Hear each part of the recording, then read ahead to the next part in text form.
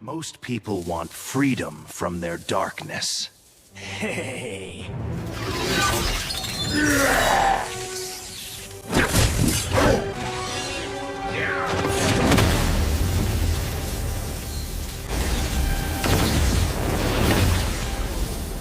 Very few want to know the shadows.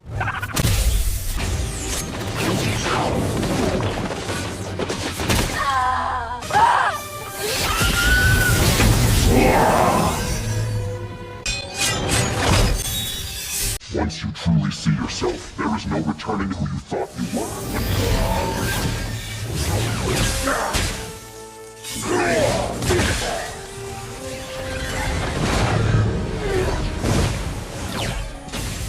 Monsters are easy. The real terror is...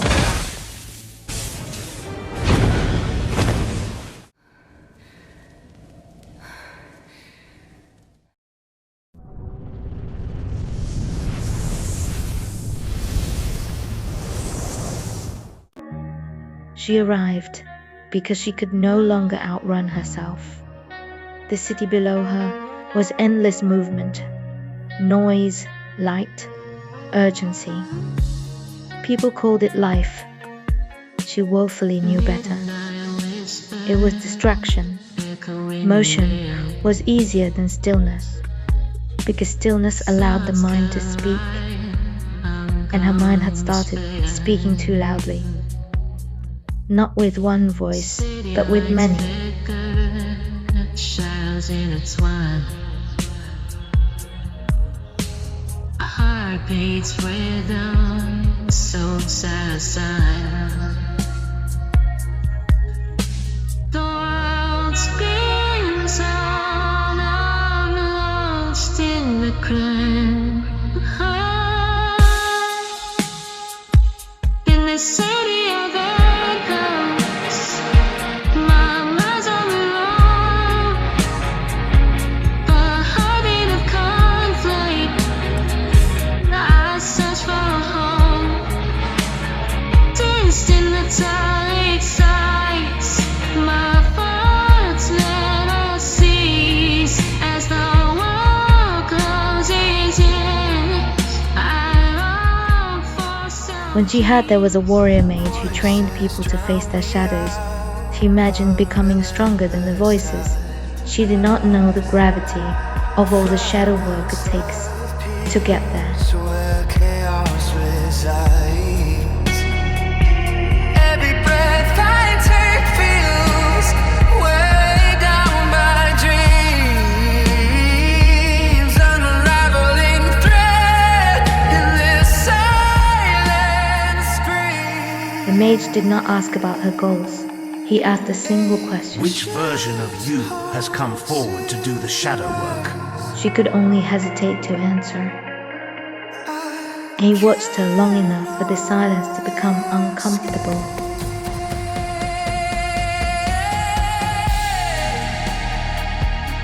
That hesitation is the reason you are here.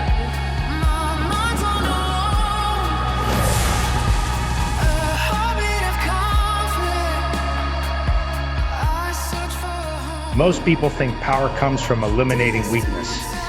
They try to cut pieces of themselves away. But the mind does not discard what it refuses to see. It hides it.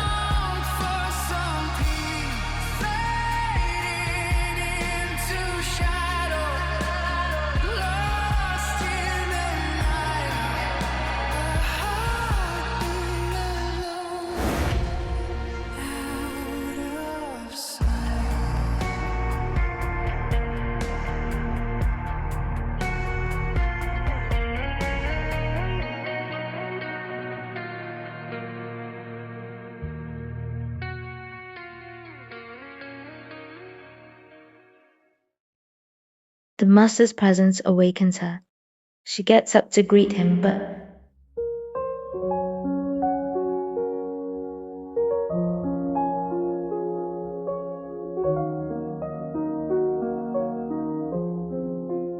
the room was emptied of its windows and things. In the end, there were only walls and torches of faint blue flames.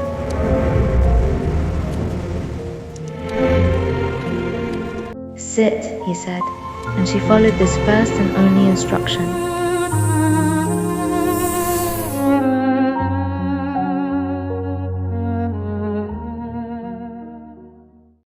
Hours passed, then days. The thoughts came she had spent years avoiding. Petty jealousy, old humiliation, crimes against her, memories where she had been cruel, moments where she had lied to protect her image. Each time she tried to rationalize them, he stopped her. No interpretation.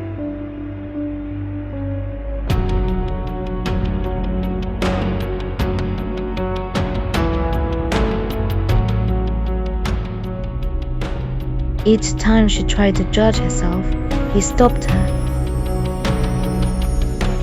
No moral verdicts.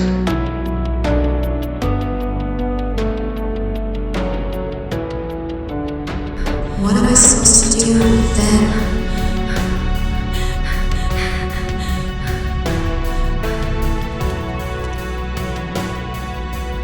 The impulse that rises before you.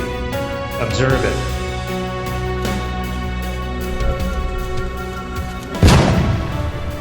Weeks later, she understood the danger. The mind does not contain a single identity. It contains contradictory ones. Parts that love, parts that resent, the parts that want admiration, parts that want destruction. She had believed the better parts of herself were the real ones. The rest were mistakes. The mage dismantled that belief methodically. You do not suffer because you have darkness, so instead know this. You suffer because you pretend you don't have that darkness.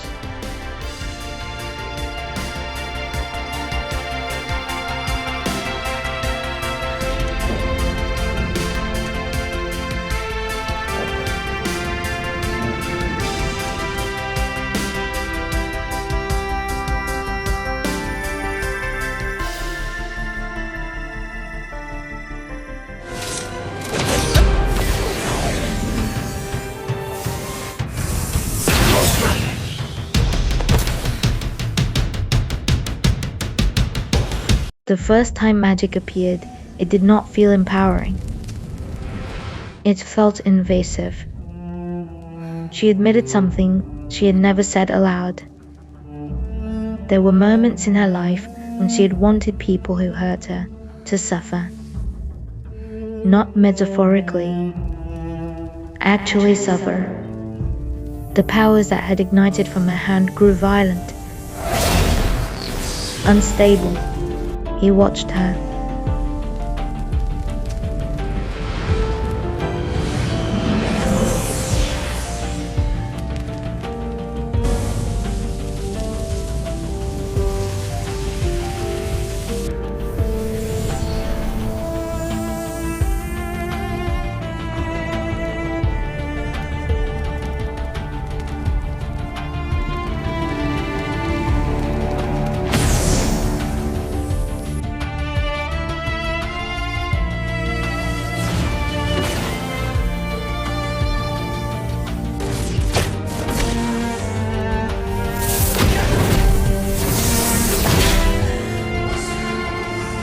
He had stilled and silenced the manifestations of her rage. She dropped in exhaustion, but into his stable embrace.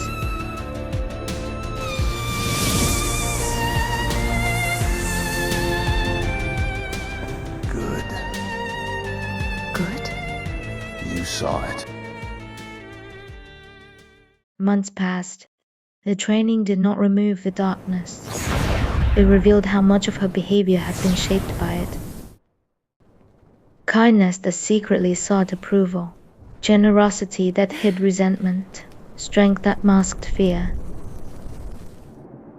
Each discovery weakened the identity she had built around herself, and that was the part that almost destroyed her, because if the identity was false, who was she? And one day, she would confront him.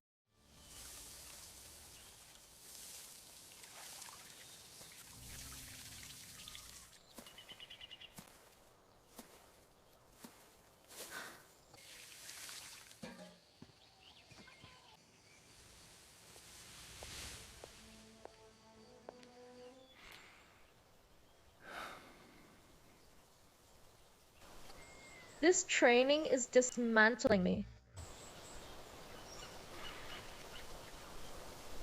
I see. You're not teaching me control. No. Then what are you doing? Showing you the architecture of your own mind.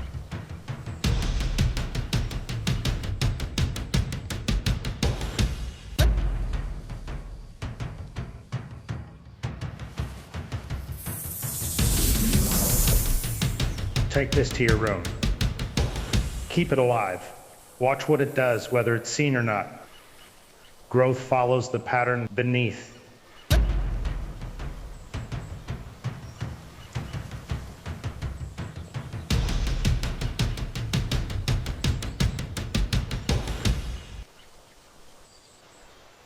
Not approval, just acknowledgement. She hated him for several days after that, not because he was cruel, because he was precise. There was no escape from the process. If she tried to reject a thought, it returned stronger.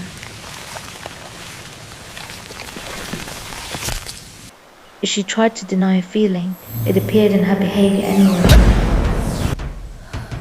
The mind demanded acknowledgement. Not approval, acknowledgement. Eventually, the shadows settled, for she had stopped pretending they weren't hers. She could hold two truths at once. She was capable of compassion. She was capable of cruelty. Both were real.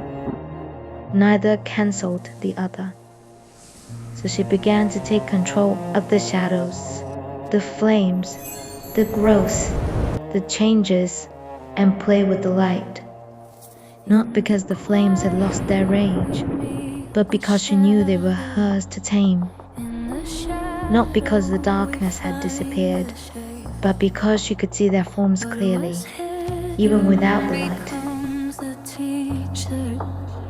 I was broken becomes we watch the scripts before they speak. Every move already known. Alternating shit shows just the same. The power, once understood, asks something harder than discovery. It asks restraint. It asks responsibility.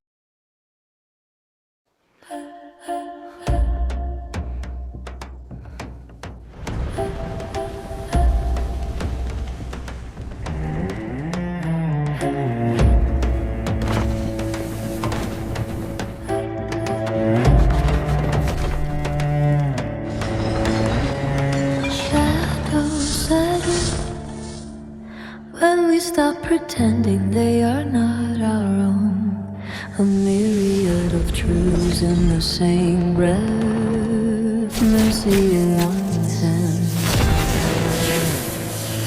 fire in the other, compassion in the light, cruelty in the dark.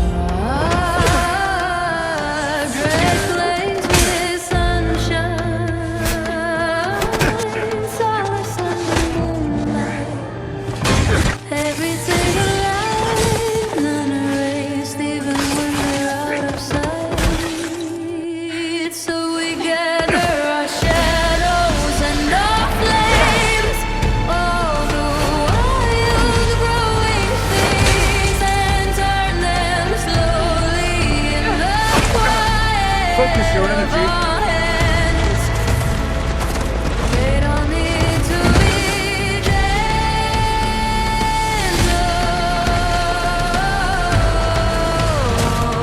They just have to answer to us.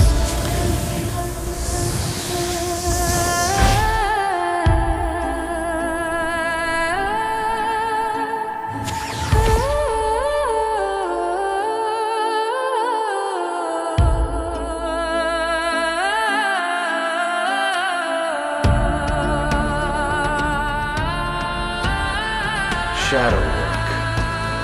not about becoming pure. Shadows settle when we stop pretending they are not our home.